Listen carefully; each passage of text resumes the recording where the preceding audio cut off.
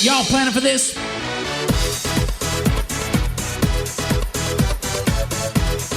Hello, everyone, and welcome to a special edition of Reading Time with Jarvis. While I am still reading 5 to as many as 10 books a month, I want to use this episode to share with you some of the most popular sections from my book, Delivering Massive Value, The Financial Advisor's Guide to a Highly Profitable, Hyper-Efficient Practice. Please note, after being highlighted by Nick Murray, Michael Kitzes, and dozens of my fellow advisors, my book has totally sold out on Amazon and is currently unavailable. While we wait for new copies to be printed, Micah and I are adding several new bonuses to the book, and I'll be excited to send you a new copy when it's ready. Until then, enjoy this highlight from the Audible version of my book. 10 Steps to Networking Success. While my initial networking attempts were total failures, I've also had incredible success from networking. In fact, approximately 1/3 of my clients come from networking now that I finally figured out how to do it. The winning networking formula. Something you absolutely love, plus empowered expectations, plus strategic planning equals fun times, new friends, and new clients. Let's learn how to implement a formula of success that you can use to steadily improve your referrals in a way that is authentic to who you are.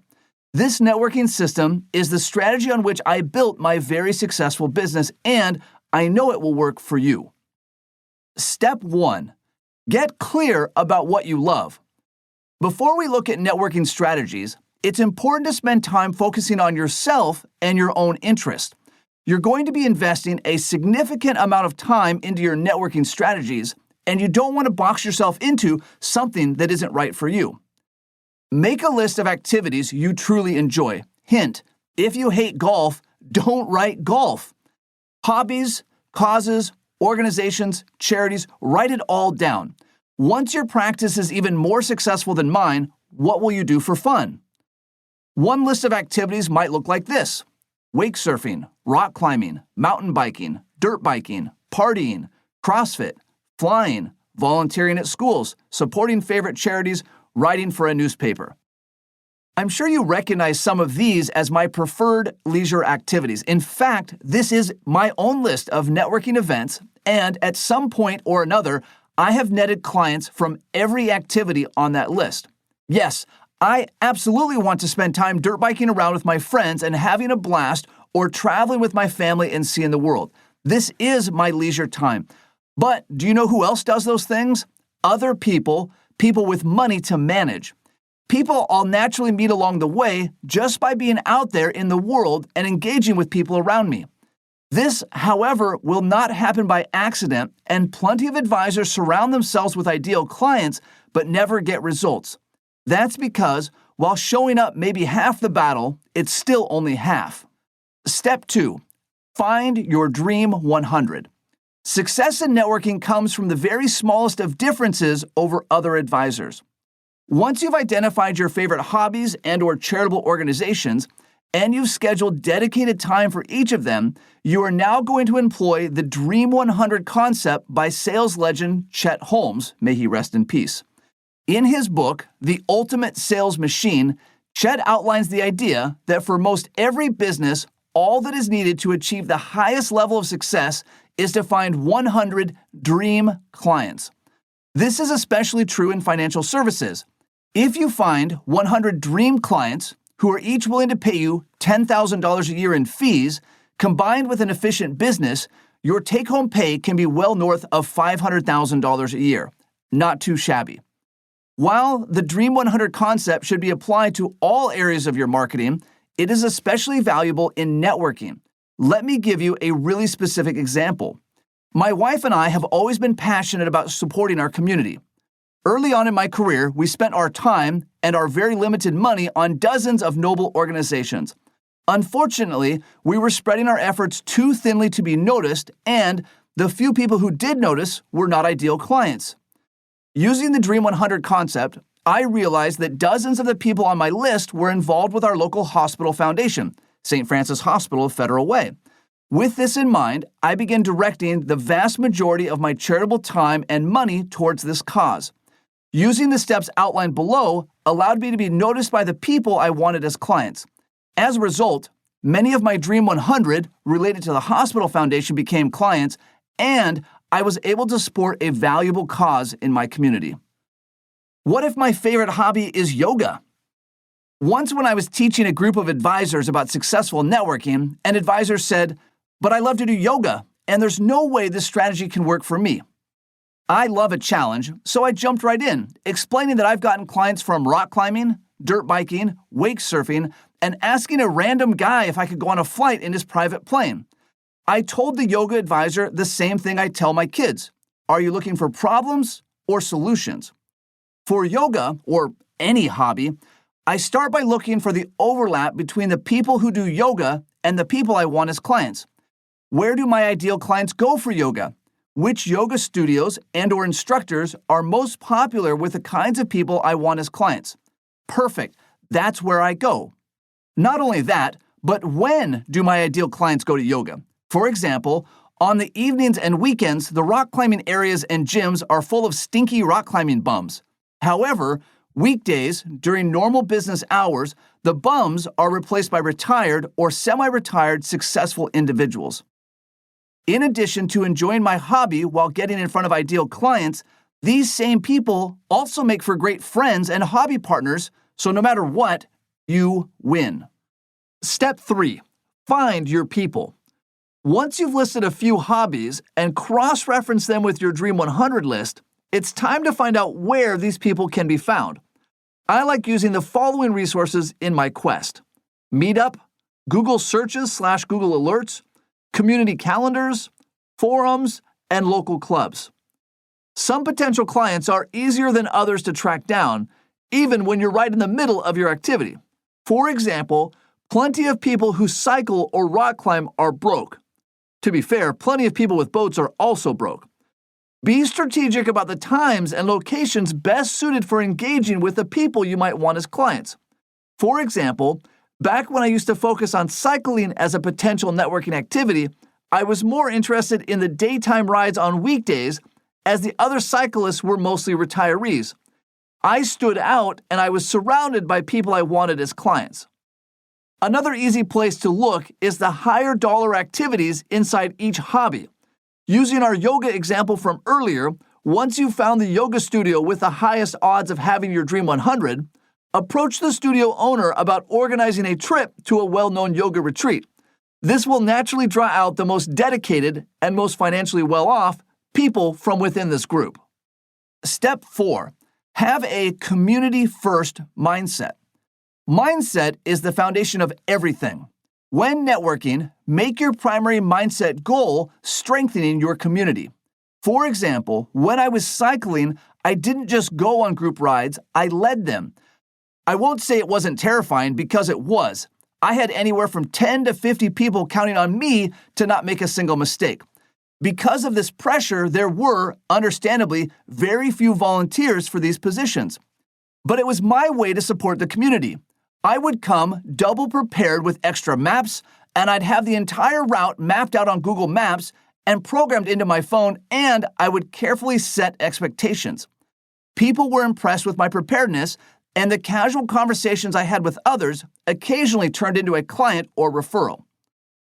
The same is true of charities or any other group. People are drawn to those who get things done, who go above and beyond. Just be sure to stay out of politics. Be careful about getting too high in the leadership, you have a practice to run after all, and avoid situations that could trigger resentment.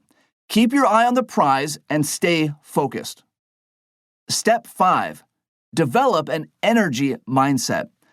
This might sound like an easy one, but you'd be surprised how difficult it can be for some people. Be focused on having fun and building your energy.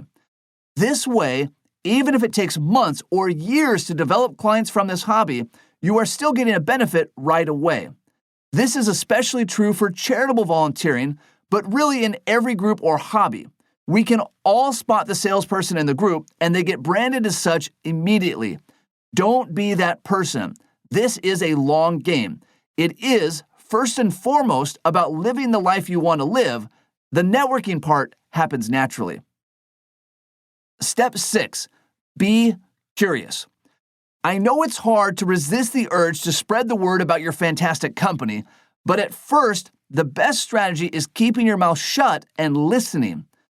Go into every event assuming that nobody wants to hear about you, and especially not about your work. Instead, focus on learning about them. What do they do? What do they love? How can you acknowledge their success? Once you have some information, do your research. How can you carry on an intelligent discussion about a topic that's important to them? Try some of these conversation starters to get warmed up. What do you do for work?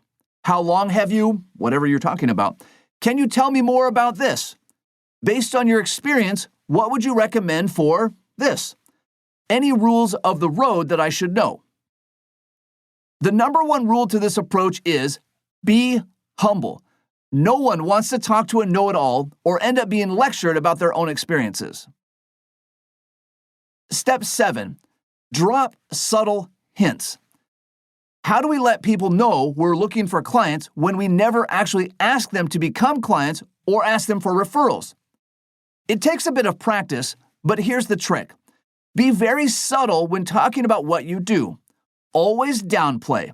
You're shooting for an air of mystery that invites further questions, not a full-on presentation.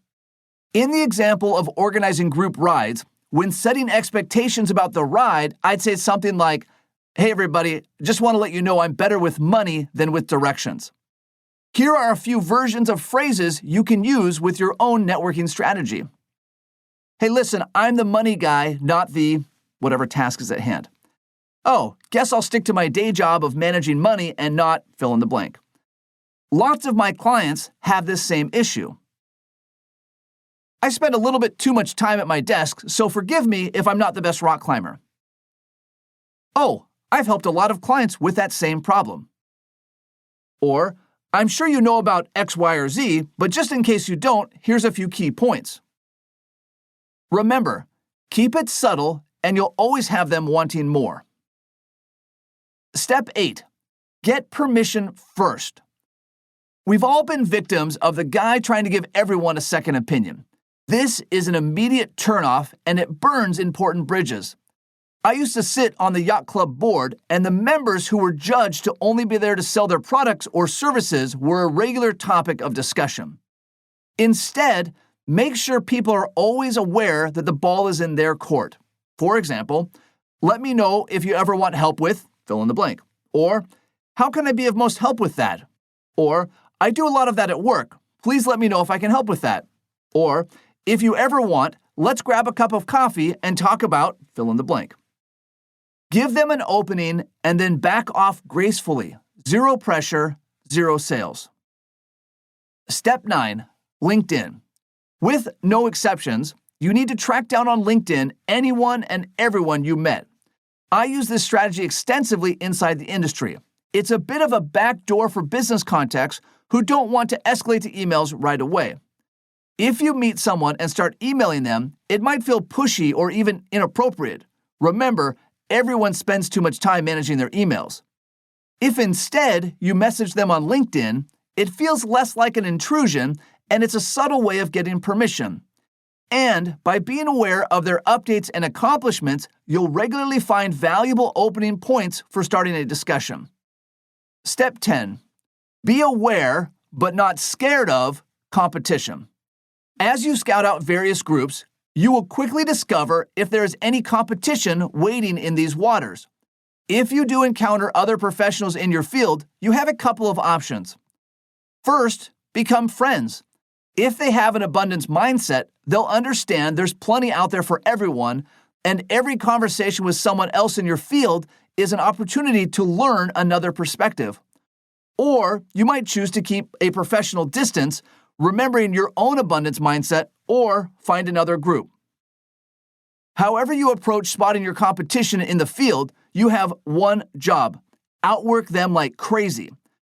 When I worked with the hospital foundation, I won tons of referrals simply by outworking everyone else. Hard work really works. I hope you've enjoyed this snippet from my book, Delivering Massive Value. As noted earlier, due to overwhelming demand, which I'm very honored by, the book is currently sold out. To get on the waiting list for the soon-to-be-released new and improved version, please send an email to lifestyle@theperfectria. And until next time, happy planting. Hold on before we go. Something that you need to know. This isn't tax, legal, or investment advice. That isn't our intent.